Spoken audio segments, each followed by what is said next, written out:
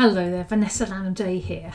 In this week's blog, I just wanted to pick up a point that came up on a talk I did last week about pricing. It's a 40-minute talk. I'm not planning to do all of that today, but there was just one point that really shone out. It was one of those ones that people have come up and spoke to me after. They've emailed me and said it was really interesting. They didn't realise they could do that. And I think that tells me something interesting. It was almost like you have to give business owners permission to charge what they like. We have a lot of issues, don't we, as business owners? We get to the benefit of working 24 hours a day, 7 days a week, and they putting the holidays off.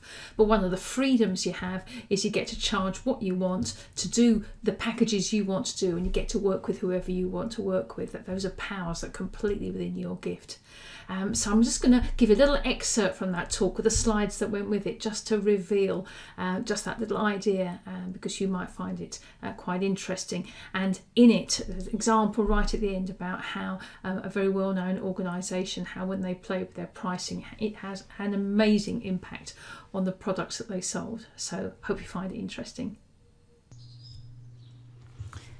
So where does price fit into the overall marketing mix? We were always taught years ago, and I know they're still teaching it now, the marketing mix, the 4 Ps, a combination of product, price, place and promotion. So what you're creating, where you position yourself in the market in terms of its price, where you're selling and how you promote it. It's those combination. Too many people think marketing is just that final one, the promotion element, and it so absolutely is not. What is absolutely key in your marketing strategy is that you find a strategic mix of all 4 of these to achieve optimum results for your business. As a small business owner, it's one of the powers you have. You can play with your pricing to get the results that you want. You don't have to justify how you price. It's absolutely your choice, and it's really interesting. By playing with your price in different ways, you can get very different results. I want to give you an example here and show you how one quite famous organisation played it to very, very great advantage.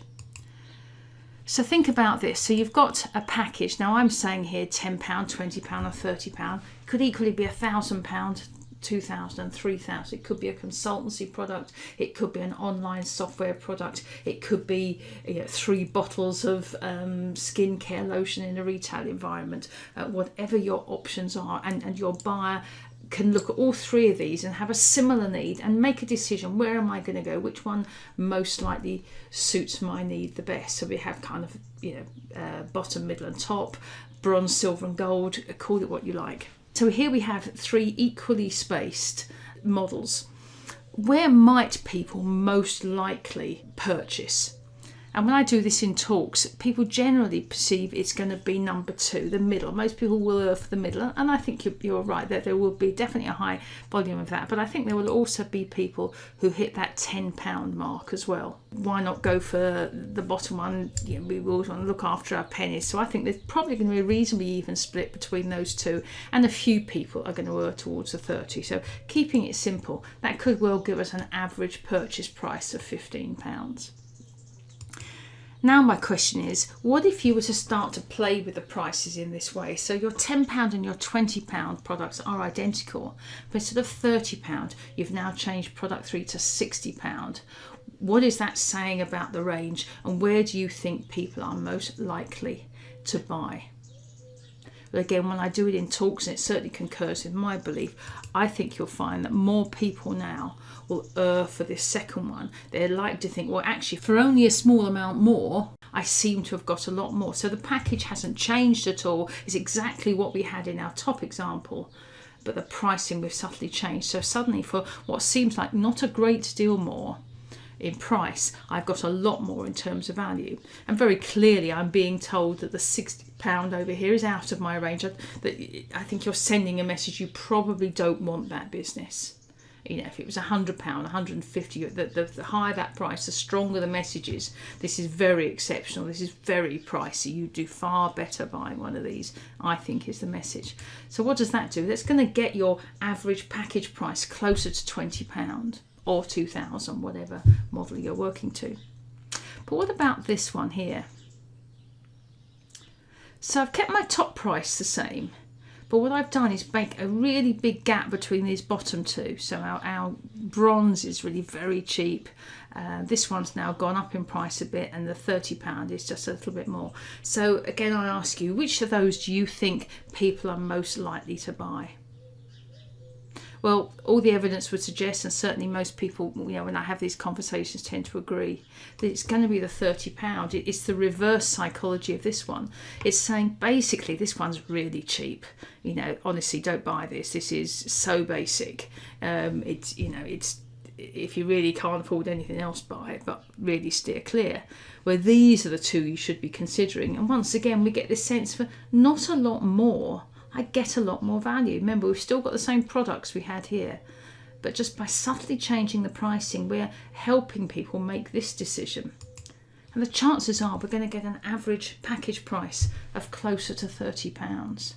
Now, I get this is really simplistic, and there are always more factors at play, but there's absolutely no doubt that playing with your package pricing can make a massive difference. And you don't have to justify why, for apparently not a great deal more, you're charging so much more.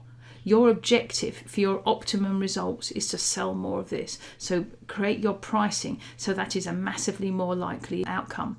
Whereas up here, by having them spaced evenly, you're much more of like a hostage to fortune. You're letting the market decide.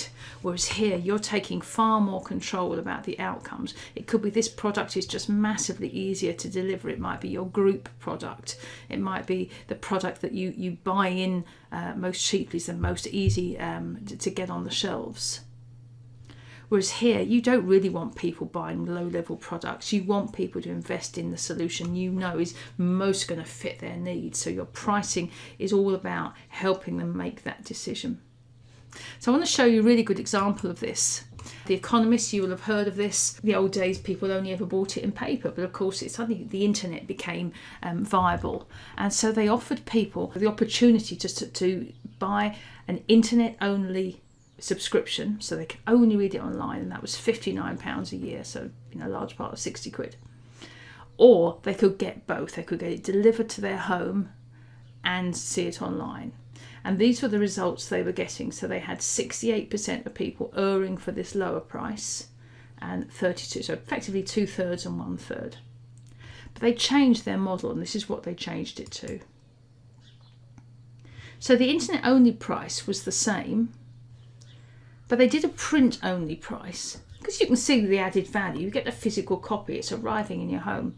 That was £125 a year.